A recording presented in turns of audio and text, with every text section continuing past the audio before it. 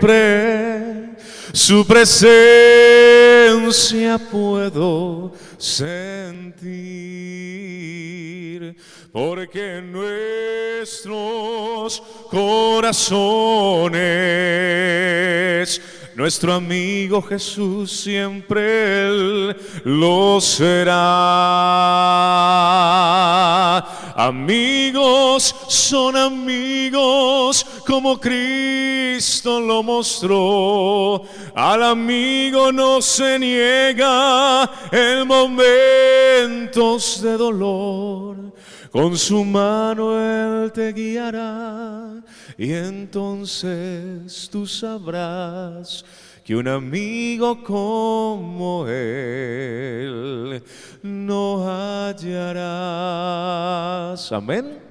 Llenos de su fe y amor, la esperanza crecerá en ti.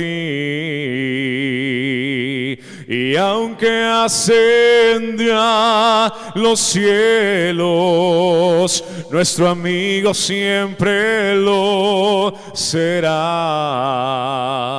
Pero Él vivirá por siempre, su presencia yo puedo sentir, porque en nuestros corazones nuestro amigo siempre lo será.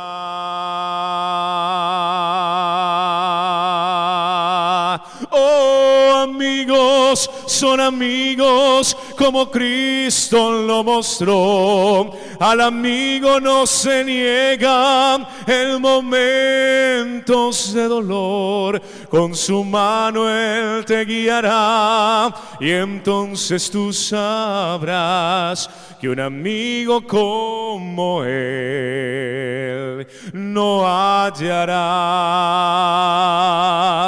Amigos son amigos como Cristo lo mostró. Al amigo no se niega en momentos de dolor. Con su mano Él te guiará y entonces tú sabrás que un amigo como Él no hallarás. Que un amigo como Jesús aquí en la tierra no hallarás. Amén. Que Cristo sea tu mejor amigo. Un feliz sábado y esta noche nos vemos en el Noviembre Musical para cantar libres como el primer día en el reino de los cielos. Dios les bendiga. Amén.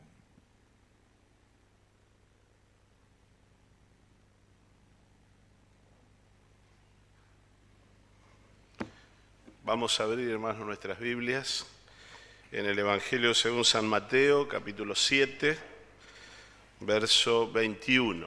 San Mateo,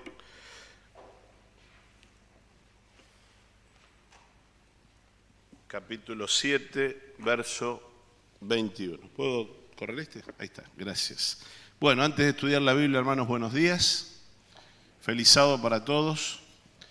Gracias a Giovanni, ¿no es cierto? ¿Era? A quien vamos a poder escuchar esta noche por haber alabado al Señor y poner la adoración por encima de las cuestiones técnicas, ¿no es cierto? Y alabamos al Señor por esto. Es un placer, hermanos, estar con ustedes en esta mañana. La última vez que estuve en este púlpito fue en el año 96. Estaba el doctor Darío allí como primer anciano, Haroldo también, no sé si era primero o segundo, pero se disputaban siempre el primer. Los dos eran los referentes, digamos. Supongo que detrás de bambalina habrán dirimido las diferencias que tenían. No tenían diferencias, pero eran dos referentes, digamos, que todavía siguen. Y un placer tenerlos en esta mañana. Nos tocó trabajar junto con mi familia, mi esposa, que me acompaña en esta mañana, año 94 y 95 como pastor de jóvenes, cuando muchos de los que están acá éramos más jóvenes que ahora, pero veníamos regularmente a la iglesia y es un placer volver. En el año 96 yo ya no trabajaba en este lugar, vine por otra circunstancia, pero ese fue el último, creo haber sido por abril, mayo, junio, por allí que vine un sábado a predicar aquí. Ya trabajamos en el sur argentino, pero hay mucha historia que se me venía a la cabeza y podría dedicar algunos minutos para contar algunas cosas, pero no voy a gastar mucho tiempo en eso, pero nuestra historia con esta iglesia empezó por allá en el año 83, cuando se estaba colocando la alfombra de este templo. Recién me acordaba con uno de los hermanos aquí, todo un proceso, ¿no es cierto?, de la iglesia, y en el año 94-95 participando en algunas refacciones que se ve que duraron hasta ahora porque la están volviendo a hacer ahora en aulas de niños, se terminó el salón de jóvenes. Y en el año 83-84 la iglesia del Parque le pidió a la universidad, al colegio en ese momento, que hiciera la instalación de la alfombra. Yo era becario en ese momento, así que veníamos a tratar de meter la mayor cantidad de horas para tratar de financiarnos el estudio. Y trabajamos a tiempo y fuera de tiempo, con muy pocas horas de sueño, ¿no es cierto? Así que siempre estábamos pasados, pero como había un resto todavía en esos años, 17, 18 años, uno se daba ciertos placeres que ya a esta altura de la vida no se los puede dar. Y se habían ido todos de este lugar. Esto les quiero contar así una infidencia personal. Se habían ido todos y era como cerca de las 12. Edward Hein, que ya está jubilado, era el jefe de mantenimiento, y era quien nos dirigía en todo esto. Así que hubo un silencio acá total. Me empezó a bajar el sueño y dije, acá no hay nadie, esto está bárbaro. Así que en esta escalinata sí había todos unos rollos de alfombra, así me simulaban un colchón. Que obviamente hoy no dormiría arriba de ese colchón, pero en ese momento parecía un piero o mullido. Y me quedé dormido en la escalinata. Y entré en un sueño absolutamente profundo, soñando no sé con qué cosa. Y en un momento entró Edward aquí, y entró muy sigilosamente hasta el lugar. Y yo había dejado mi caja de herramientas de metal aquí al lado. Y él llegó caminando despacito y tomó una llave francesa, un martillo, no sé qué era, y golpeó fuertemente la caja de herramientas, que hizo un sonido en este lugar impresionante. Y me despertó de ese sueño que se transformó rápidamente en una pesadilla. Y se empezaron a golpear sentimientos de culpa porque me había dormido en horas de trabajo. Así que bueno, siempre me acuerdo de este paso acá. No sé si es la misma alfombra de aquella época o la renovaron, pero aguantó hasta ahora, así que tuvo varios años de garantía. Siempre me recuerdo eso y tantas otras cosas, hermanos, que tuvieron que ver con el desarrollo de la iglesia. Muchos jóvenes que bautizamos en este bautisterio y nos seguimos viendo y de tanto en tanto se refresca la historia. En este lugar casamos a nuestra hija mayor.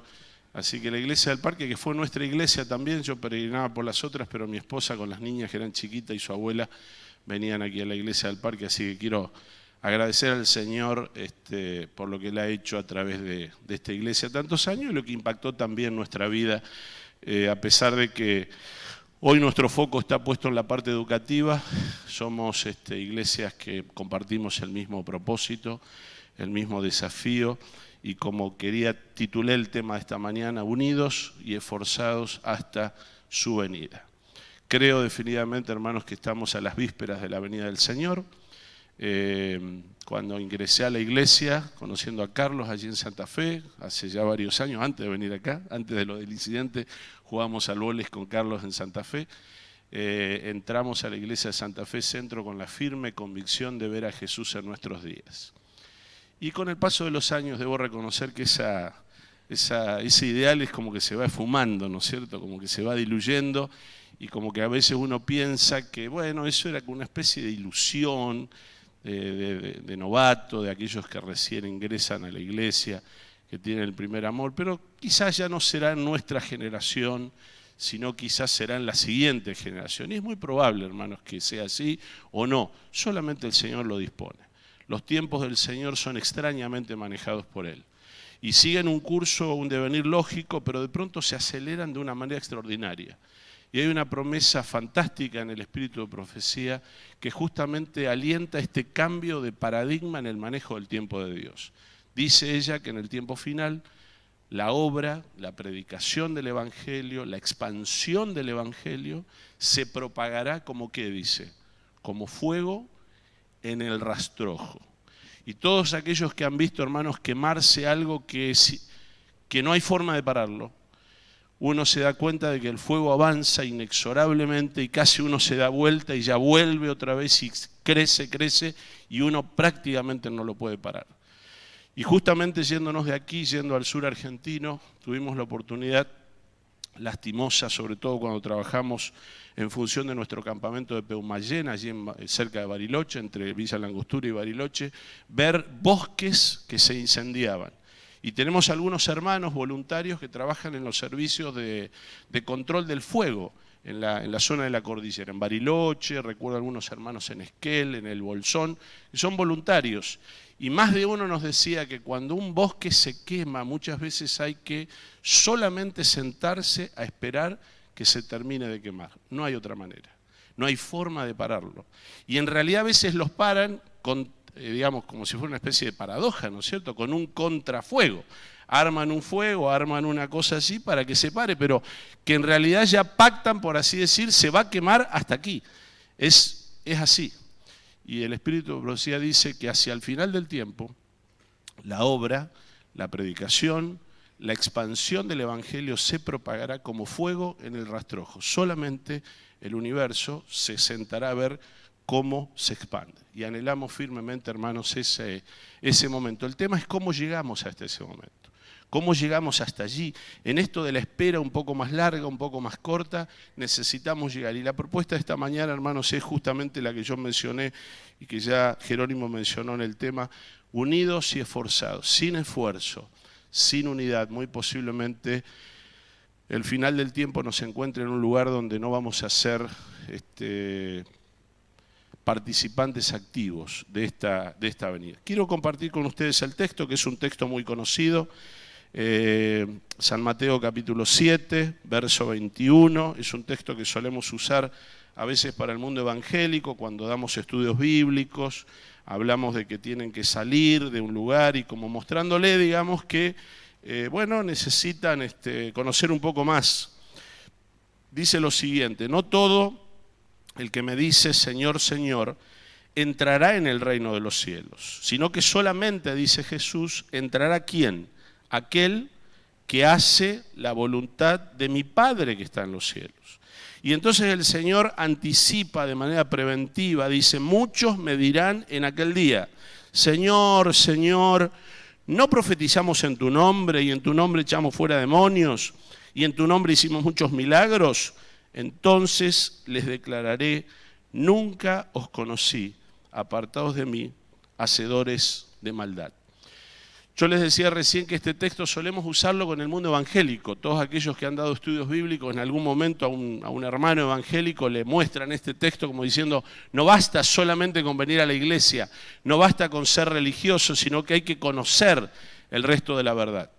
La semana pasada me tocó bautizar aquí a una chica que es estudiante de primer año de odontología en nuestra universidad. Ella es miembro, los padres son miembros activos de la Iglesia Asamblea de Dios en la zona de San Vicente, Misiones, pero hace 2 años ellos fueron trasladados por la Iglesia como misioneros voluntarios de sostén propio a Villa Regina para establecer la iglesia en ese lugar. Es decir, que son líderes activos, digamos, son cuasi pastores, es como un anciano, digamos, de sostén propio.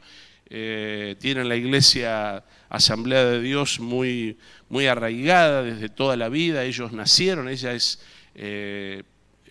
hija de la familia, son 4 hermanos, 3 hermanos más, son todos miembros de la Asamblea, y de pronto aquí vino por una circunstancia determinada. El Señor la fue sacando de diferentes lugares hasta que la trajo a este lugar, y ustedes saben lo que sucede en estos lugares. De pronto empieza a conocer otra cosa y se sienta con alguien, empiezan a estudiar la Biblia, y como yo le decía, Dios le dio la oportunidad en un momento de ver parte del recorrido de lo que hay fuera de la ventana, pero ahora corre el velo totalmente para ver otras cuestiones, pero no quiere decir que lo que estaba viendo antes estaba equivocado. Entonces, este texto, hermanos, justamente reflexionaba con ella cuando hacíamos el cierre antes del bautismo.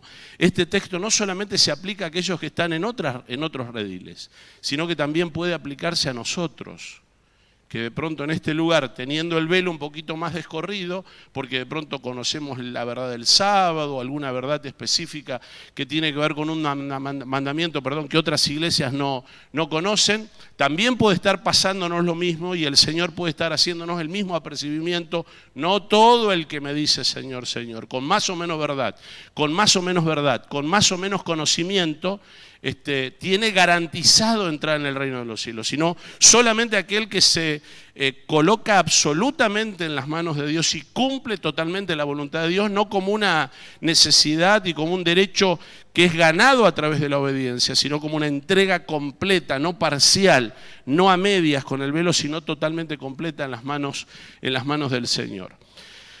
Es interesante, hermanos, el texto que acabamos de leer, por lo menos a mí me resulta interesante porque destaca dos principios que tienen mucho que ver con la realidad nuestra aquí, especialmente de esta iglesia, de la institución hermana y que tiene que ver con el tratamiento de la salud. En primer lugar, este texto hace mención clara a una visión transversal de la vida. Quienes estaban allí como interlocutores de Jesús eran personas de diferentes orígenes. Me llama mucho la atención la visión interdisciplinaria que tiene el Señor para encarar algunas problemáticas de la vida. Cuando, por ejemplo, allí en la barca, cuando se estaban hundiendo, los discípulos, recuerden ustedes la historia bien conocida, y los discípulos le reclaman a Jesús que por qué razón se estaba durmiendo, Jesús se despierta y se encuentra con un auditorio formado por personas que provenían de diferentes unidades disciplinarias, por decirlo de una manera así un poquito más técnica, que tenían diferentes orígenes, que tenían diferente trasfondo, que tenían diferentes perspectivas. Cada uno de ellos, como dice Elena de Huay en el libro El Misterio de Curación, en el capítulo En el trato con los demás, tenía un paradigma, por así decir, que era absolutamente diferente al resto y que le hacía ver las cosas de una manera determinada. Y Jesús en ningún momento trata de eliminar esa visión, sino que lo que hace es recuperar la visión individual de cada uno de ellos y le da un marco que pueda ser un marco aglutinador, porque en esa barca, como en este grupo de interlocución, se encontraba un Pedro que provenía de un ambiente rústico, pero que tenía grandes capacidades innatas, que posiblemente la falta de posibilidades no hizo que él tuviera la chance de llegar a grandes puestos, pero que tenía dotes de liderazgo que fue mostrado después a lo largo de todo su ministerio, y Jesús se aprovechó de esas capacidades de liderazgo que tenía Pedro, transformándolo en un Pedro así un poco monárquico o anárquico, a un Pedro absolutamente democrático, participativo, un Pedro que ponía su idea y que quería que todos hicieran eso absolutamente, hasta un Pedro que fue altamente participativo y se dejó conducir por el Señor hasta el final. Dice: yo ya siendo viejo necesito que algunos me lleven, me trasladen, aún habiendo trasladado a varios. Ahí estaba Lucas, que era un médico, que tenía una visión y un paradigma absolutamente diferente, un Judas que venía como Mateo de la línea económica y obviamente su visión era una visión económica. A todos ellos, interdisciplinariamente, Jesús les dice: miren, no quiero que anulen la visión de cada uno, el aporte que individualmente cada uno puede hacer.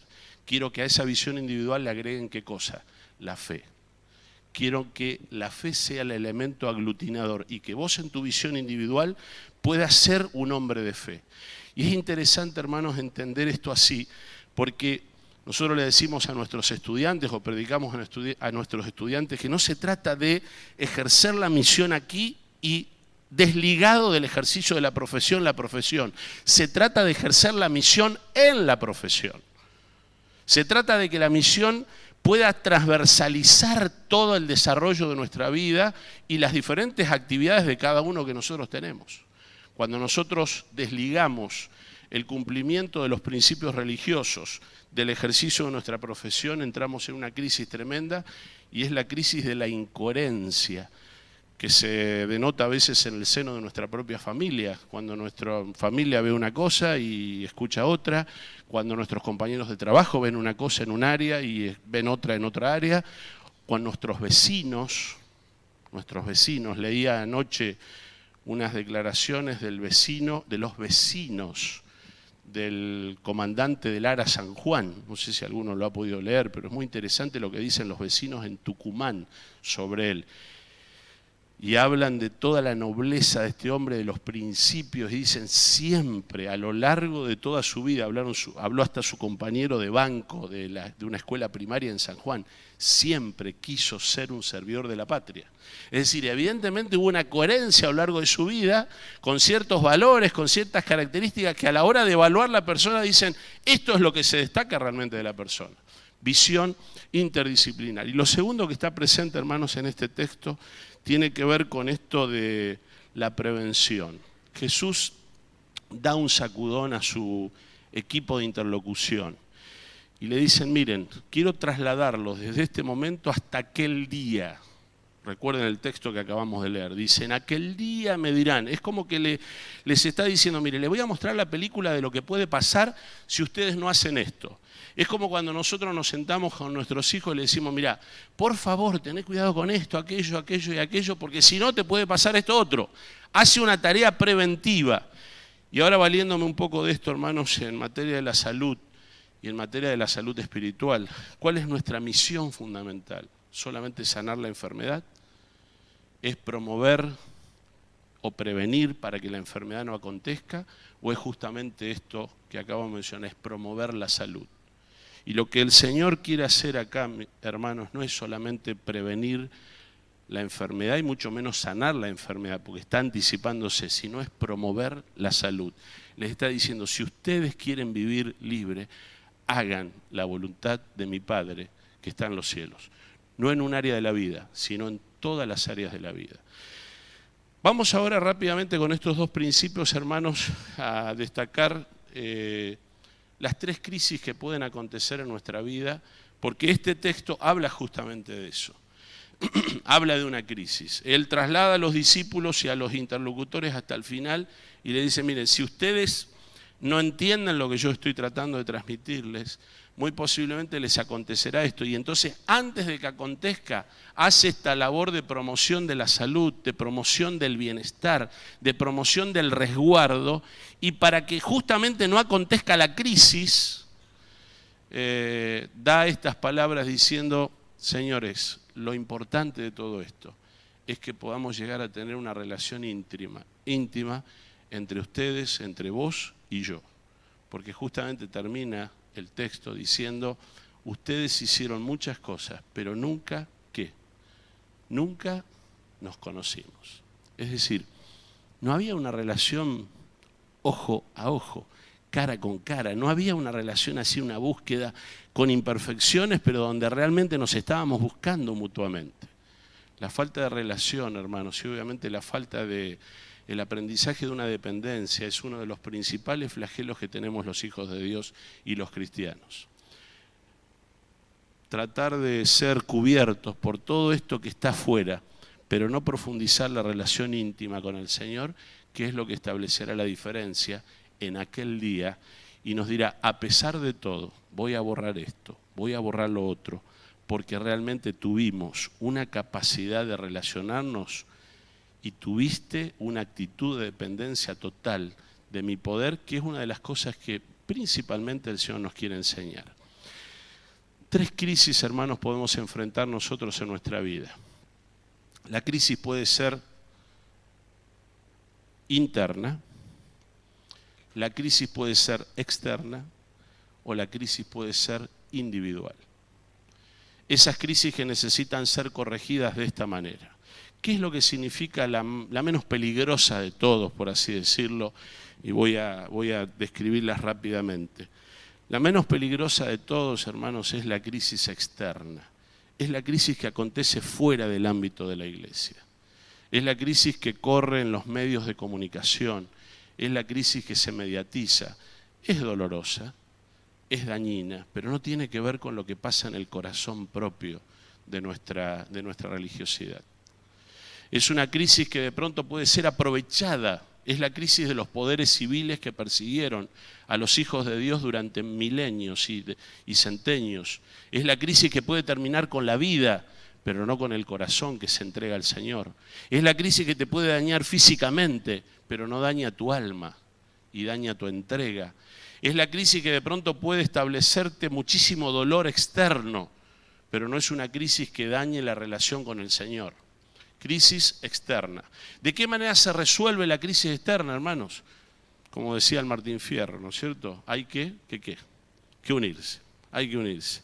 Te tiran el cascote de los vecinos y te unís en contra de ellos. Yo recuerdo trabajando en el sur argentino, justamente en Bahía Blanca, recorriendo las instituciones educativas del sur, tenemos una escuela y un colegio en Villa Regina.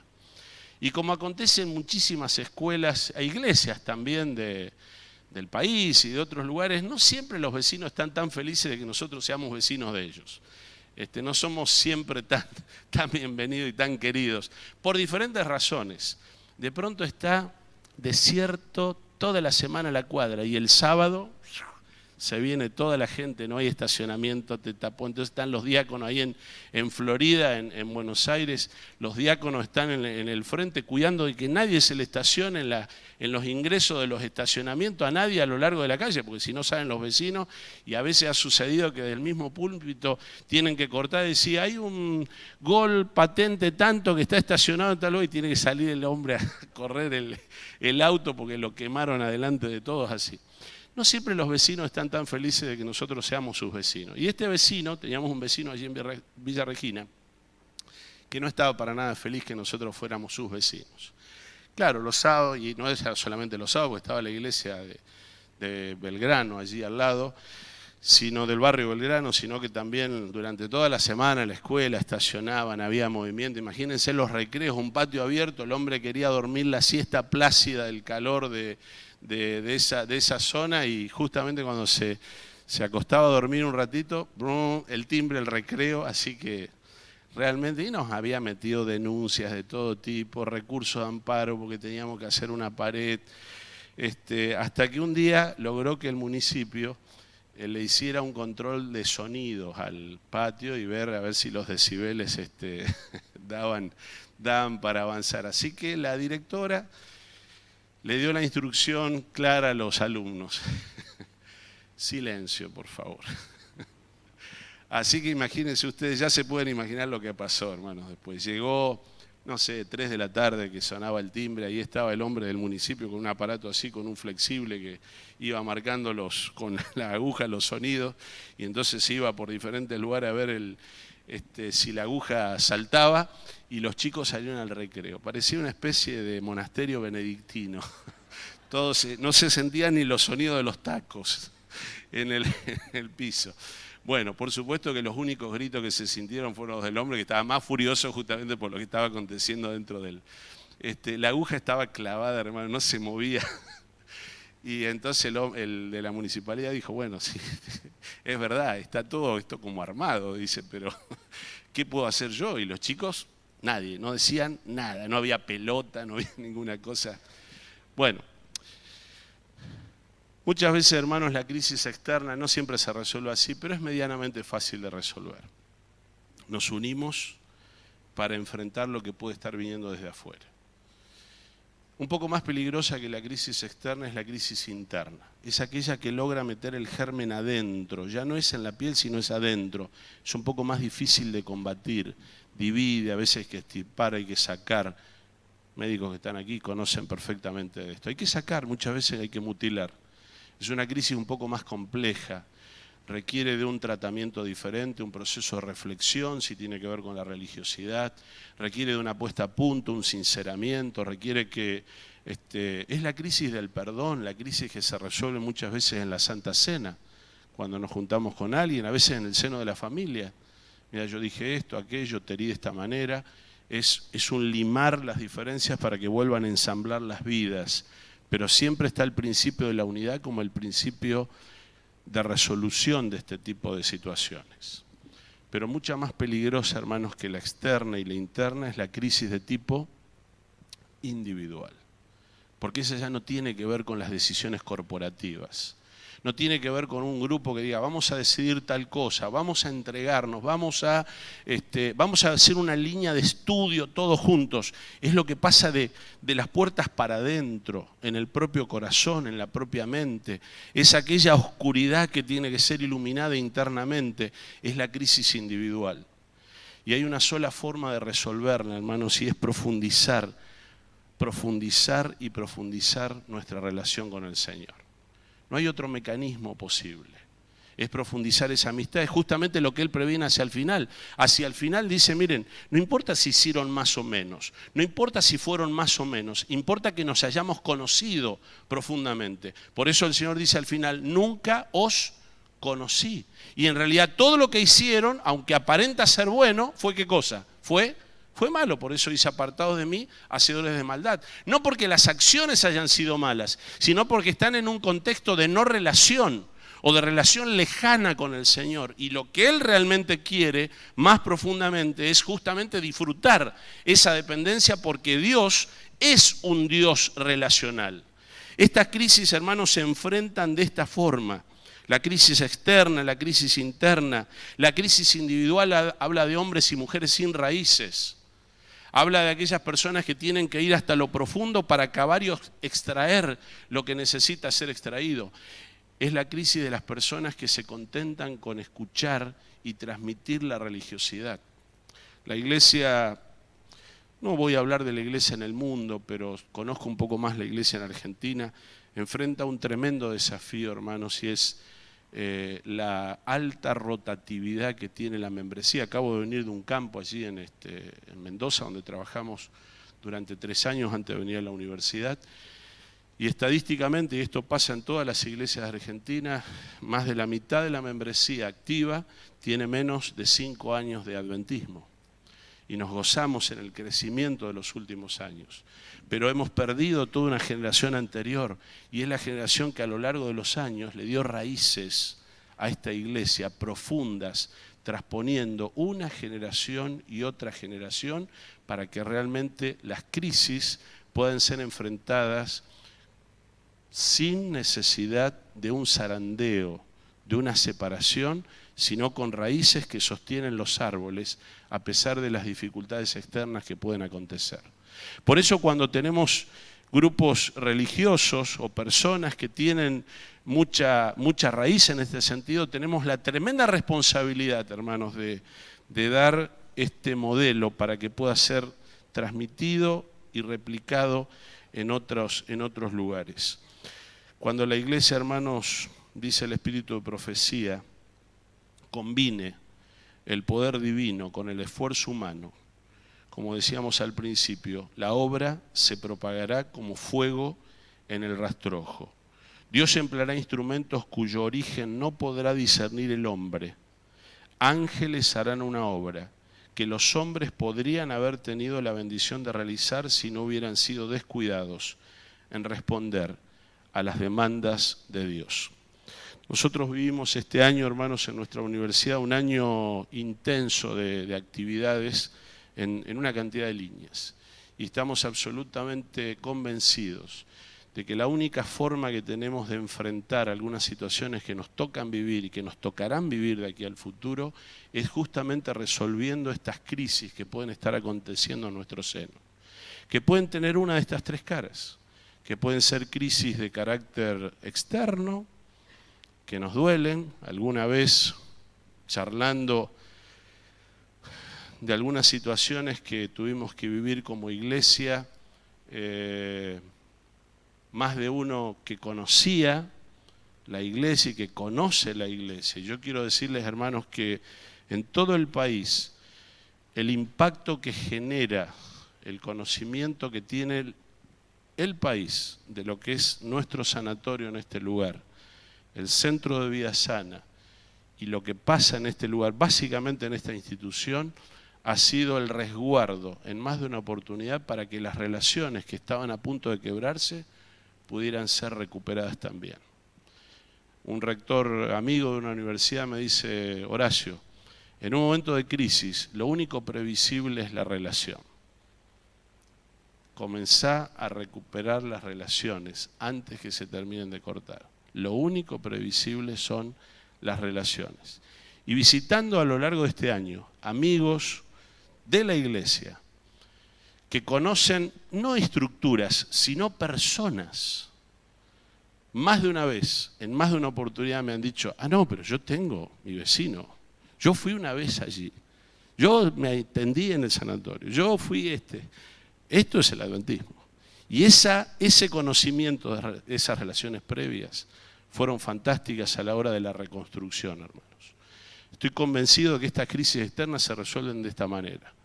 Eso también impacta lo interno, porque cuando nosotros vemos que el Señor está trabajando afuera y cuando viene alguien de afuera y dice, che, como me han dicho varias veces, tratando temas educativos, ¿por qué ustedes tienen 70% de no adventistas en algunas escuelas y tienen tan poco porcentaje de adventistas?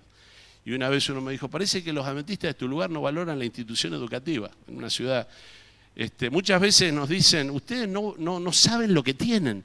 Y alguna vez cuando alguien me dijo esto, pero ¿qué es lo que tenemos nosotros? Es que ustedes, lo que hablábamos recién ahí, una de las cosas, ustedes tienen un ambiente diferente donde se pueden dar clases de una manera distinta. Entonces toda esa valoración hace crecer nuestra percepción de que, wow, Dios está afuera y también si está afuera puede estar ¿dónde? Puede estar adentro. Y ha hecho una obra a pesar de nosotros y a pesar de mí. Y le decía a alguien que nos visitó hace poco, que es una de las diputadas a nivel nacional por Entre Ríos, le decía, todos los días nos levantamos con mi esposa y cuando oramos pensamos que las acciones que vamos a hacer hoy a lo largo del día, que tienen que ver con nuestra vida personal o que tienen que ver con nuestra gestión, tenemos que saber que pueden llegar a impactar la imagen de esta iglesia aquí y en diferentes lugares del país. Con ese peso uno resuelve también estas crisis internas. Pero mucho más importante que esto, hermanos, quiero invitarlos en esta mañana a que miremos un poco más adentro y que veamos quizá que tenemos que resolver crisis individuales. Y esa es la más compleja de todos, pero la más fácil de resolver. Se resuelve cayendo de rodillas, con la Biblia en la mano y diciendo, Señor, quiero profundizar mi relación contigo, a pesar de todo. Y eso empieza a operar como una onda expansiva para resolver las otras cuestiones que acontecen a nuestro alrededor.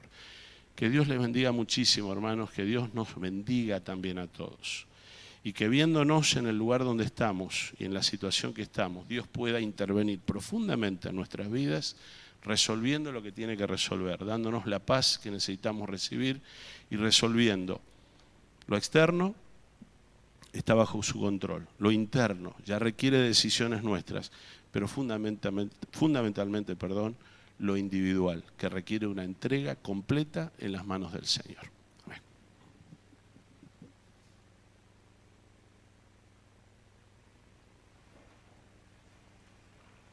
Como parte de nuestra adoración esta mañana, los invito a presentar a Dios las ofrendas, pactos y diezmos que hemos traído para Él.